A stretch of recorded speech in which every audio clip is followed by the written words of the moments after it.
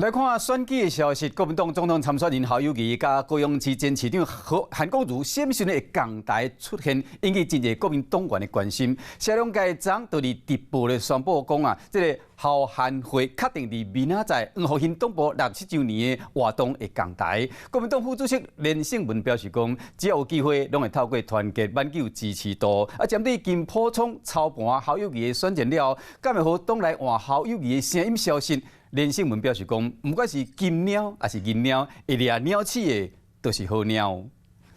你也一起来，7月1号我会跟他同框。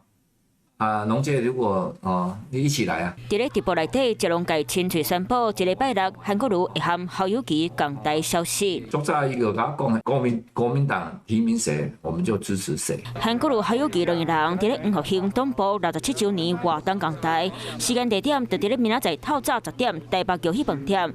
这嘛是侯友宜从定调以来，两个人头一摆港台，这对侯友宜的选情是一个强心剂。只要有任何能够透过团结来胜选的这样子机会，我们都会把握，我们一定会拼命的去做，力挽狂澜。那您还是全力支持侯市长？那当然是啊，我讲过嘛，我就要支持党提名的人。出席公开活动，王金平整合拿军这边冇动作。我们7月5号办得很成功的话，我相信也会对他的民调有所提升。王金平预计伫咧7月初5替侯友宜召开新入靠山大会，由我本土内力量，不如个过去徛伫咧地方派系对立面的金溥聪操盘侯友宜选战了后，就算暂时压制党内换侯友宜的声音，敢会当成功整合在地力量，嘛成做一大焦点。我想国民党本来就没有更换候选人这样的这个可能性哈。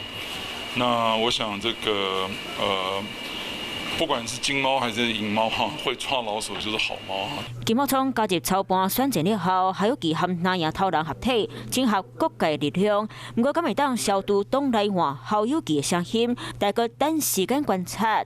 Hello， 我是林仙怡。想要掌握最及时的新闻资讯吗？赶快订阅、按赞、开启小铃铛，锁定华视新闻 YouTube 频道，也不要忘记收看华视新闻杂志哦。